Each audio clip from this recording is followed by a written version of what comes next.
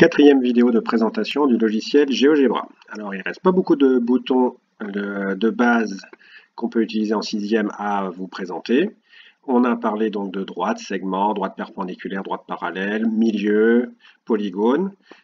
Il y a un bouton spécial rien que pour les cercles. Alors première possibilité pour tracer un cercle, si on clique sur le bouton tel qu'il est là, il y a marqué cercle, centre, point.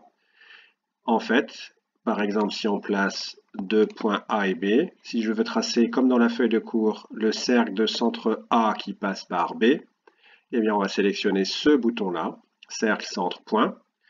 On va cliquer sur le point A, puisqu'on veut que ce soit le centre, cercle de centre A et qui passe par B. Donc, il faut faire attention à l'ordre dans lequel on clique sur les points. Donc, bouton gauche de la souris, on clique sur A. Quand je décale la souris, il apparaît un cercle. Et donc là, c'est tout bête. On veut que le cercle passe par B. Et on retrouve toujours le même problème auquel il faut faire attention. Si je fais ça, ce n'est pas correct. Là, le cercle, on a l'impression qu'il passe par B. Mais pour vraiment faire passer le cercle par B, il faut aller cliquer sur le point B. Là, je clique sur B. Et c'est bon.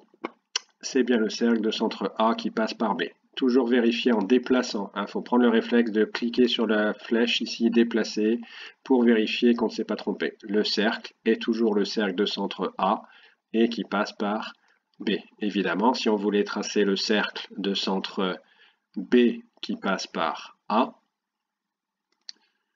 bouton cercle centre point, on clique d'abord sur B, puis on clique sur A.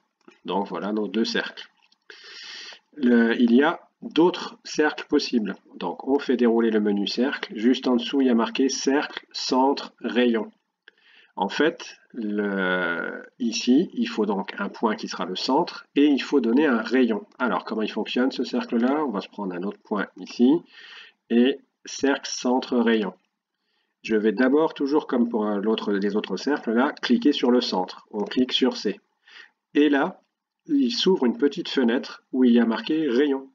Donc, vous allez rentrer votre rayon. Si dans un exercice, on vous dit de tracer le cercle de centre C et de rayon 5 cm, vous tapez 5, OK, et là, vous obtenez le cercle qu'il faut. Là, vous avez vu qu'il n'y a pas de point de placer sur le cercle. C'est-à-dire qu'en fait, le seul point qu'on peut déplacer, c'est le centre, et le cercle, lui, va toujours garder un rayon fixe de 5 cm. Alors qu'ici, on peut faire varier le rayon des deux cercles puisque ce sont juste des cercles de centre A qui passent par B ou de centre B qui passent par A. Donc voilà, cercle, centre avec un rayon précis. Et après, il y a une troisième possibilité qui est compas. Et là, en fait, si on va sur compas, donc on va prendre un autre point pour un centre ici. Là, en fait, si vous sélectionnez compas, d'abord, il va falloir cliquer, je crois, sur le centre, puis ensuite...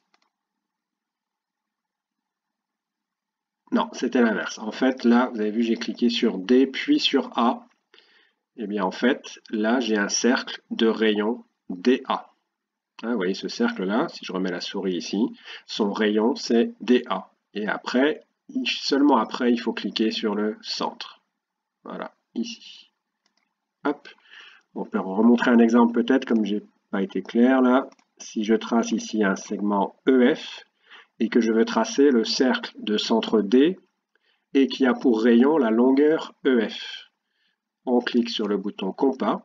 En fait, c'est comme avec le compas, comme si on prenait d'abord l'écartement EF. Donc on peut cliquer sur le segment EF, ce segment il a une certaine longueur. On clique sur cette longueur-là. Là, j'ai donc un cercle qui a pour rayon... Vous voyez, si je me mets comme ça, là, on voit bien que son rayon, c'est la longueur EF. Mais si je veux que le centre soit D, je vais cliquer sur D. Donc voilà pour les cercles, les trois types de cercles que l'on peut tracer.